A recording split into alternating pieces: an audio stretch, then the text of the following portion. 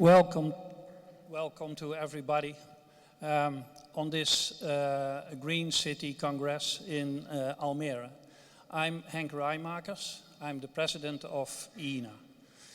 ENA is the European Nurserystock Association, and we represent 22 organizations in 22 countries, which of 16 are in the European Union, and 13 of those countries are united in the Green City of Europe project. That project is running for 3 years. We already had one with 7 candidates 4 years ago, for 3 years. This is the second one. There is a total budget of 3.4 million to spread business to business the Green City philosophy. To know where the Green City is coming from, you have to go back in history. To know your future, you have to know your history. In the late 90s, in the Netherlands, our sector was confronted with budget cuts on green. Cities took out the plants, put in grass, because the maintenance should be cheaper. And we thought a lot about how we can change that. And after a while, we were convinced that green is not a cost, but a solution for a lot of problems in the city. And that's where, together with a lot of creative people and greeners, landscapers and everyone, but especially our promotion organization, we started the philosophy of the Green City. Green as a solution for heat stress, biodiversity, water floods, air pollution, and some other issues.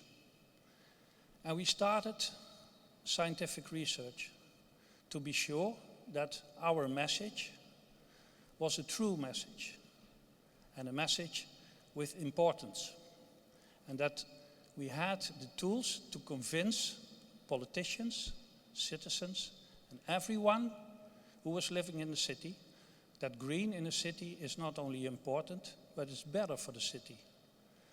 And what we found out was that not only the issues I mentioned improved, but economy was also an issue. The real estate prices with more green went up with between 5 and 10%. But something else we saw, and that's that the well-being of people, social cohesion, people started to walk more and exercise more, that the well-being of people went up, the health of people went up. So we, as a sector, were convinced of our message. And we started 20 years ago on the Floriade of 2022.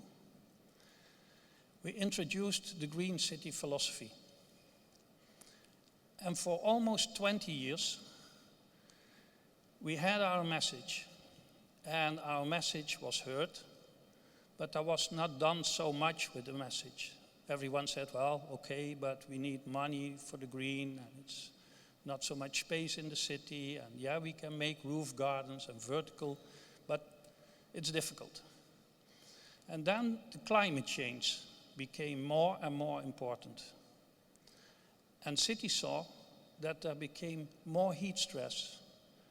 Heat stress gave more air pollution, but rain gave more floods.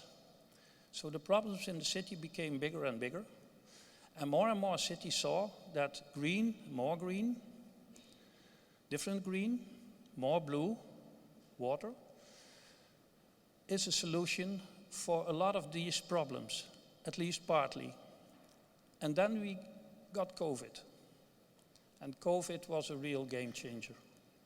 Everyone had to stay home, but everyone had to keep the social distance and wanted to go out into parks, into the forest, outside but with social distance. And then we found out that there is not enough green in the city for everyone to walk in the park, to recreate, just to breathe healthy air. So now everyone, almost everyone, is embracing the green city and the green city philosophy. And with this project, we bring it not only to the Netherlands, not only to Europe, but now it becomes an issue for the whole world. And I'm very proud that 20 years ago, in the Netherlands, we started the Green City, and that now, with all the research we did and everything we found out, there is so much that we can develop with the Green City philosophy. And we are on the Floriade now. And when architects are designing a city, or part of a city, it was only the buildings and grey, the infrastructure. We told everyone, you have to take green and the green infrastructure, you have to integrate it in the design of a city. But here, we turned it upside down.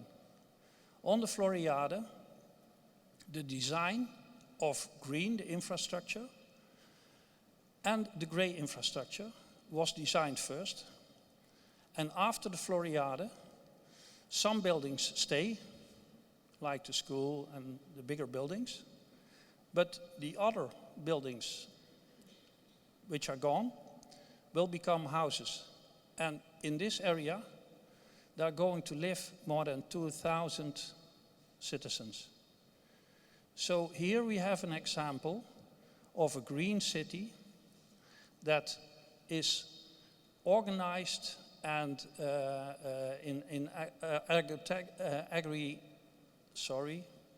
designed, just integrated with green, grey, and then the houses.